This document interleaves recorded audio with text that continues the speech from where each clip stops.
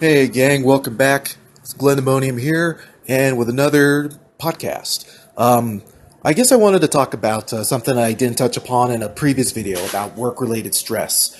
There is one solution that I did not touch upon, and that is actually a solution. That is, how do you know when it's time to quit your job? Because at some point, you might work at a place where you feel unappreciated, you're being taken advantage of. It's a soul crushing, dead end job. You're not making as much money, and your supervisors know that there ain't a lot of options where you're at. So you kind of feel trapped. And I can understand. I can talk from experience when I say this because I've been hitting the job market pretty hard lately. I've been getting some programming skills. I had to reteach myself a few, and also learn other programs that were not available when I was in college.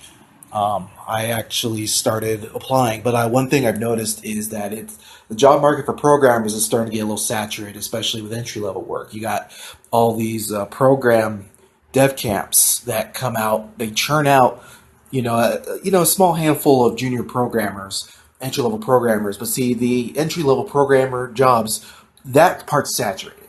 I should reiterate. The entry level work of programming has become saturated, but it's the senior level stuff that's not saturated. The problem is there ain't enough senior developers to go around. So unfortunately, unless even though you're entry level, if you can code, if you do something to prove to the company that hey, you're good, you're really good, we'll give you a shot. It's always good. But right now, it's oversaturated. But anyway, that's me going off topic, and I tend to do that a lot. What I wanted to say is, when is a good time to quit your job? Because at some point, you're going to accumulate just enough work stress where you're going to just say, this job ain't worth it. Now, you got to plan this carefully because it depends on where your situation in life. Like, are you in debt? Do you have a family that depend on you for income? There's a lot of factors you need to take into consideration before you consider this, because it's a big step. First and foremost, the first thing you ought to do is start looking for a job now. Don't wait. Pick up a paper, go online, start up a LinkedIn profile. This thing is, I recommend LinkedIn and Indeed and Monster, but you're probably going to get a lot of spam. You're going to get a lot of recruiters just throwing jobs at you, and that could be good, but that can also be bad because all really recruiters do, they throw jobs and you just apply for them. But other than that, the recruiter's job is all they do is find you work. They don't really help you get work. They just say, here's something you might be interested in, click on that. And it constantly goes. But if you're in a place where there's more opportunities, you have a better chance. My situation, I'm in a rural city. There's not a lot of growth, and it's like one of those isolated cities in the middle of nowhere. It's a Republican's wet dream. They want a town with small private-owned businesses running the place. So they'll hire their friends and family for all the good jobs, and everyone else we're feeding scraps. And there's no way to get out of that situation unless you got lucky and got a job with a relocation package, which unless you have a lot of experience, most jobs probably won't shell out for relocation. Because there's one thing I don't think I touched upon in another video is when you apply for work, even outside your city limits, if it's a city 20 miles over, jobs want to hire local residents first. They don't want to deal with somebody who's out of town. They'd rather hire within the company first, but they also will consider somebody within the city limits. But and this is the difficult part. So if you want to look for a job and it's in another city, you're gonna have to be sneaky. You're gonna have to be a little dishonest. And I don't like telling people how to lie, but unfortunately, the job market is a game right now. You have to play to win. There really is no rules. I mean, they want to tell you that there's rules you want to abide by, and you want to do the straight and narrow thing. But a lot of times, the straight and narrow will not get you results. You got to play the game. You got to cheat. Okay, and it's not really cheating. This is just a way of getting ahead. And one good way is, and this might cost you a little bit of money, is to rent a PO box in your destinated city. Rent a PO box. You could also, it's cheaper if you know somebody there that will let you use their address. That's even better. But you better have some plan to actually go there if you're going to get an interview, because a lot of times, some companies, they didn't join 2017, and so they want to see you face to face. They won't just do a phone interview. Some companies do, and that's great. If your job has like with programmers, it's a little easier because you can remote on, but you got to have the PC, you got to have the computers to do it. But most other jobs, if you can't remote, then you're gonna have to do face to face interview at some point. You might do a phone interview, and that'll go good. They don't want to meet you face to face, and then that's when you got to plan your move. Um, if you want to do it that way, or if you want to play a little safe, try what you can to accumulate a supplemental income. Save it for moving. I'd say 5,000 bare minimum. There are some people who made it work with only a few $100, but they have connections. There's actually YouTube videos of these people that talk about moving to California with only $300 or $400 or $500, and they somehow manage to make it work. Because at some point, when you're forced into a situation, you either sink or you swim. And and I hate to be in that. I've been in that situation at least twice now, and most of the times I end up having to sink because things just did not work out. I overestimated Arizona's job market, but this is back in 2001, 2002, and I overestimated it again in 2008. Arizona sucks. I mean, if you want to move here for reasons, that's fine. I mean, because I know this will contradict my other videos, because personally I thought Arizona had a lot of potential, but some of the cities are run by idiots. I'm being real here. Some of the Arizona cities are run by idiots. Kingman's run by idiots. Flagstaff's run by idiots. Phoenix is run by idiots. But whoever decided to build a town in the middle of the hottest part of the state probably drank a lot of moonshine back then, because Arizona's not that old of a state. I mean, I think mid to late 1800s. I got to check my history again. Um, but yeah, because I always slap my head when I think you could have had Flagstaff. Flagstaff had a lot of potential, but they decided, well, we just want to collect revenue from all the college kids. So rent went up, but wages stayed the same. And now I'm hearing rumors that now Arizona is going to fight the minimum wage hike, because a lot of private business owners are whining about, we don't want to pay them a fair wage. Wow, we don't want to lose our businesses. I want to give myself another raise. I need another story on my house. Screw those guys. Yeah, I would say $5,000 minimum. Reason why is because you want to save yourself at least 3 months rent. Minimum 3 months rent. Because here's the thing: in a larger city where there are probably a lot more job opportunities, I would say a studio to one bedroom apartment will probably get you around 1,000 in a decent area. You may, because I mean, especially really, really, really research the places you want to go to, because I would say if you don't have a car, try to find work in a city that's got good transit. I mean, naturally, California is always ahead of the curve when it comes to that stuff, but Texas, you probably want to have a car. I think Dallas, Fort Worth ain't too bad, but Austin, and I don't know about Houston. I don't know much about Houston's transit system, but Phoenix transit system actually improved over the years. I mean, there was a bus system when I went there, and it actually got better.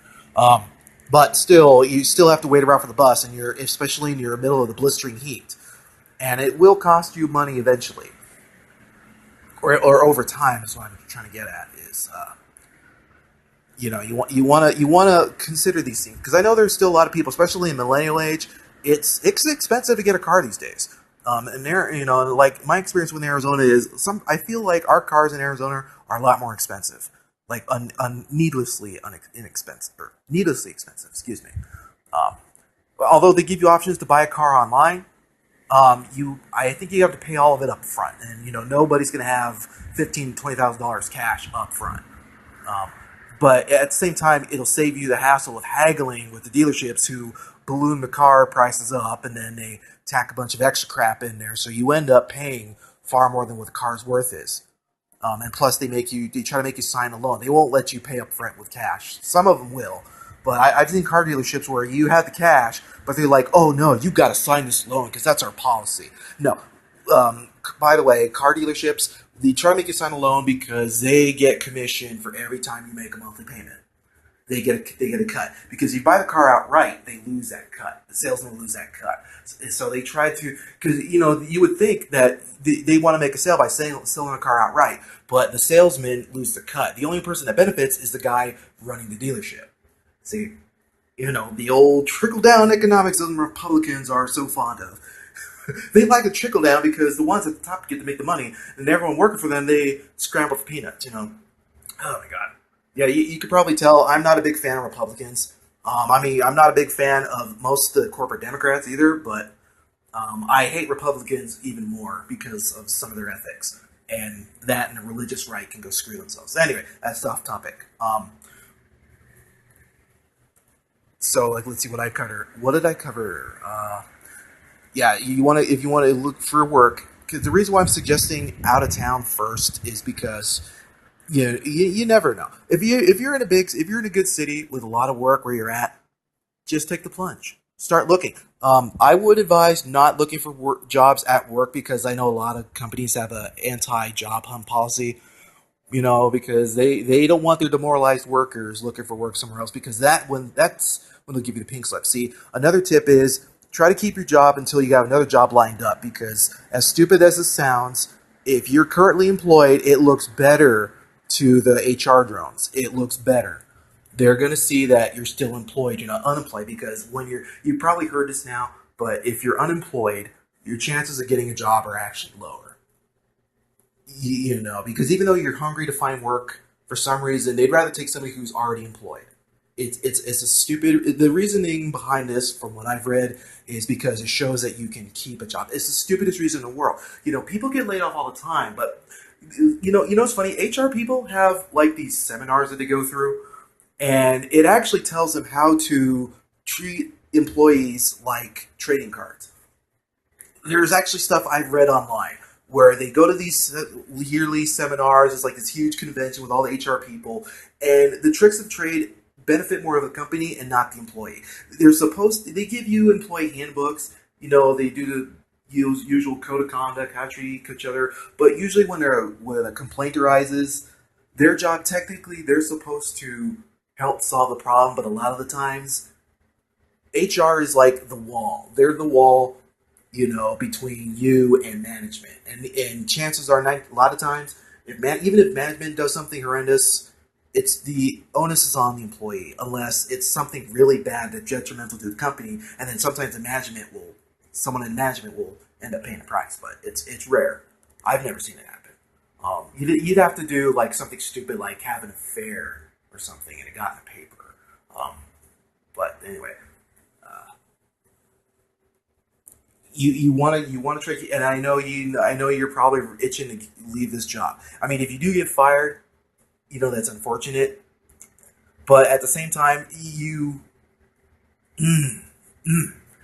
get fired, you do have a lot more free time to look for work.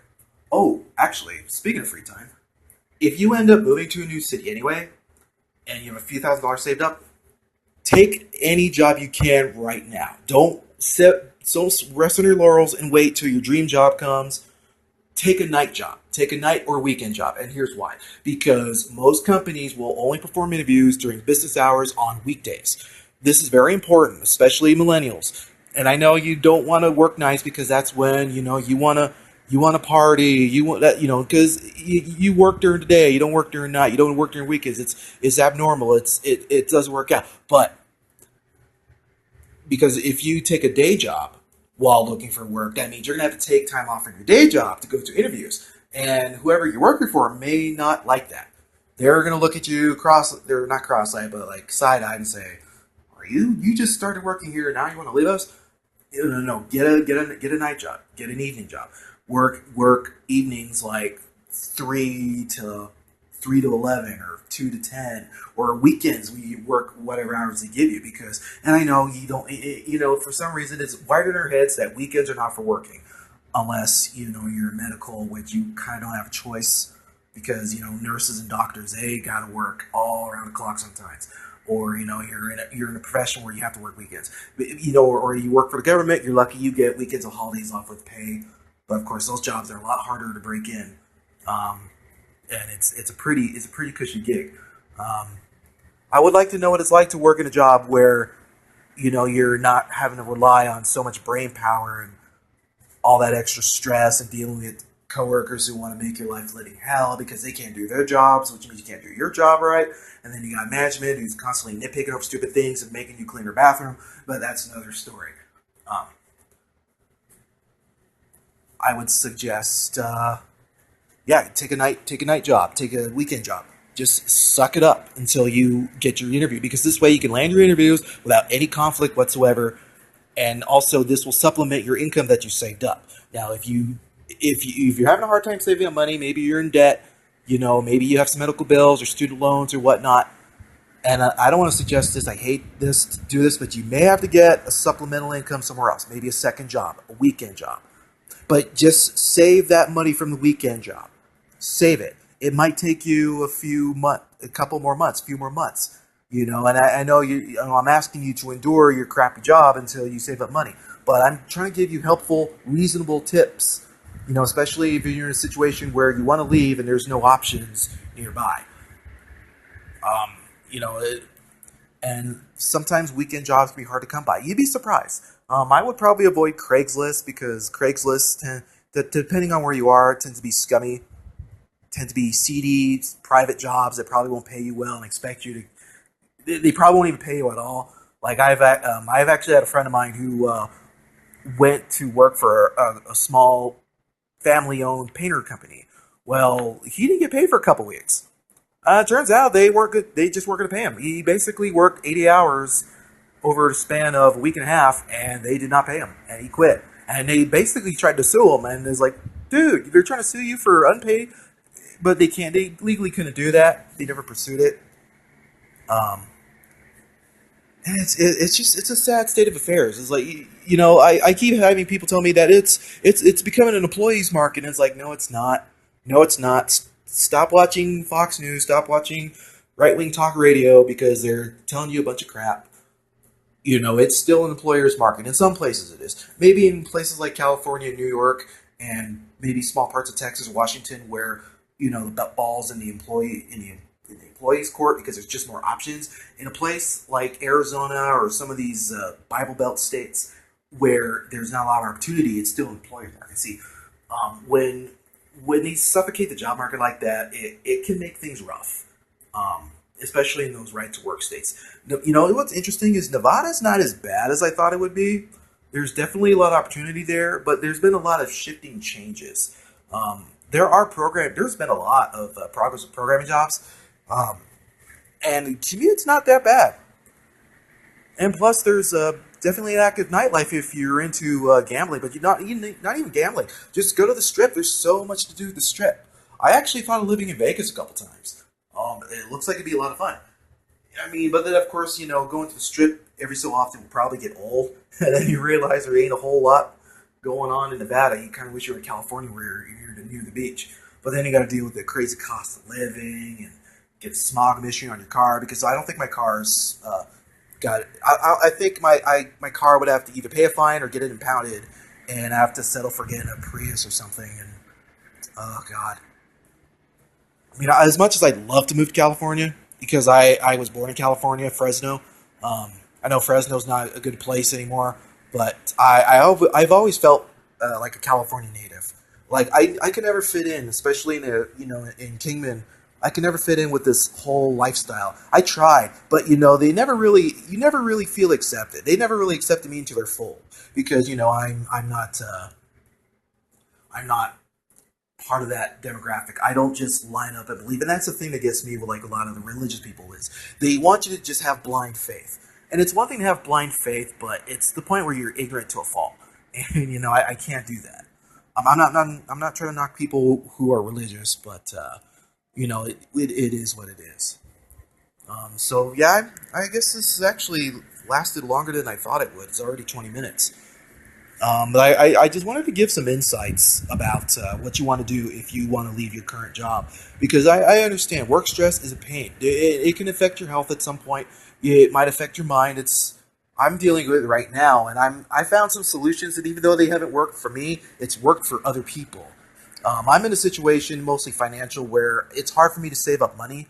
So I've been trying to find places with relocation packages, and I've actually had people call me back, but I didn't get the job, so therefore I couldn't relocate. And the fact that I actually came that close gave me a lot of confidence. Um, Although it's also a little scary because I just moved into a new apartment and I just signed a 6 month lease. So if I were to leave, I'd have to break the lease, and they'll hound. These are people that will hound you to the ends of the earth to pay them that money you owe. And I don't want to be. And I think it goes on your credit report too. So I don't want that. So I know towards the end of the year, I'm going to be starting to put out applications on it. I'm already relearning PHP, and I'm going through Java right now. I'm also doing some affiliate marketing on the side. I'm trying to get that off the ground too. But I definitely still want to pursue programmer. I'm going to learn. I'm trying to get into a full stack uh, experience, and I'm going to start building some stuff here. And I'm going to keep trying. I'm going to be 37 by the end of the month, but I feel there's not a lot of ageism, at least in other parts of the country. I mean, I'm not going to go for Silicon Valley. That's just suicide. They're going to look at my age and that huge gap between my bachelor's degree and why aren't you working? Why aren't you get your job developer right away? You know, and there's that too. Um, oh well. Also, use this time to spruce up your resume, dust off your resume, get a cover letter, and don't send out carbon copies of your cover letter. Get at least three solid professional references to put on your cover letter or your resume, excuse me.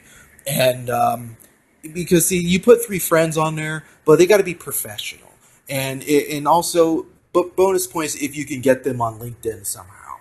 Um, like let's say if there's some say there might be somebody cool in your company that's into finance, or somebody who's a project manager in another facility, or somebody in a similar field. Just three solid references. Get those down. Get their ask them for their contact information, and see if they'll agree to be your reference. And if they say sure, you're golden. Your cover letter, look online to see what templates you can use, because I mean, like in some careers, you don't really need to have a cover letter. But like I said, I kind of laugh at HR people. They're more impressed by what you put on a piece of paper than how you perform at the job. I know like I said, the job hunt game is stupid. It's why Dilbert became such a popular comic is because it points out the fallacy of working in a professional environment. It pokes fun at it because it really is stupid. A lot of it is so stupid. It's mind-numbingly stupid. Instead of treating people like human beings, we're disposable automatrons.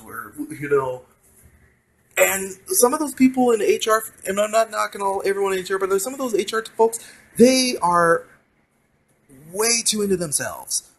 I remember I was applying for our former new hospital, and do you remember the show The Office where the Angela, she was kind of stuffy, like real Christian B word, like real, and she was like really antagonistic. She was always antagonizing people, and she just was a total hypocrite many times. But anyway, this HR lady basically dressed up all frilly, and she just glared at me, this nasty glare. And I guess I wanted to apply for a central supply position. I was working maintenance at my other job, and she just looked at me and says, "So why do you think you're applying for central supply?" I just came here for a job, I told her. And he's like, "Well, you're gonna have to have her." She had this like attitude. "Well, you're gonna have to have a resume." And yeah, you're probably picturing her just tilting her head with an attitude. And she did exactly that. So I took out a manila folder and took out a 2-page resume cover letter because that's how it was. And before she even finished her sentence, and she left out a huff. "Well, you gotta have perfect attendance if you want to work here." And look, I'm not going to bring race into this situation. But I can tell when I walked up there, she just looked at me like, "Oh, we are not hiring that guy," because the woman that came after me, well, she had a completely different attitude. It was, typical fake. Oh my God! Hi, welcome. Are you applying for a job? She treated. This is the woman that was right behind me after she was done with me, because after I gave her my resume, I said, "Well, if you," because I guess the girl that was behind me applied for the same job. She got an interview on the spot. I guess in a way might have dodged a bullet because that hospital got shut down. But our other hospital is owned by some corrupt people too. So there's a lot of nasty games been played there. But I could have lost my job there and end up having to crawl back to my other job. But needless to say, it sucks. I feel you guys out there if you got to deal with that. Um, yeah. So anyway, I know that I'm rambling on. I just feel I wanted to share this story. I actually had a lot of fun talking about that. I never get to tell these kind of stories to people because most of them either don't want to listen or don't care, or they'll tell me something like, "You're not into God." How? What does that mean? So I think that might be my next video. I'm going to start kind of ripping on some religious people. I've dealt with a lot of religious people growing up here, and I know it's going to offend some people, and that's fine. I wanted to get this off my chest. This is actually good therapy for me. So anyway, that's my video. If you, I'm just giving you advice if you're trying to look for work somewhere else and you need all the help you can get, especially if it's out of town. If you're in town, just submit resumes and take a night job, take a weekend job, so that way you free up your time. If you're currently employed, don't worry about it. You might have enough leeway to just take some time off here and there. Expect to take time off if you got a day job because most people ain't going to do interviews at night. Okay, most people ain't going to do interviews at night or on weekends. It's always going to be business hours 8 to 5 or 8 to 4. And, just be prepared. Be very prepared. Get your cover letter ready. Make it nice and pristine, neat. Oh my gosh. And if you do land an interview, if you don't have a pair of slacks, because I know millennial age, we want to dress as comfortable, but unfortunately, you're trying to impress a bunch of stuffy people. So, buy a pair of slacks, some nice shoes, a nice dress shirt, at least business casual. At least business casual. I mean, yeah, if you really want to impress them, you can wear a suit and tie, but a lot of times, some jobs, you don't really need suit and tie. But just getting past the interview, you just need that ensemble, and then you could put that suit away to never wear it again until somebody gets married or something. Um, anyway, all right, this has gone on too long. This is Glendemonium signing out, and I'll see you next time.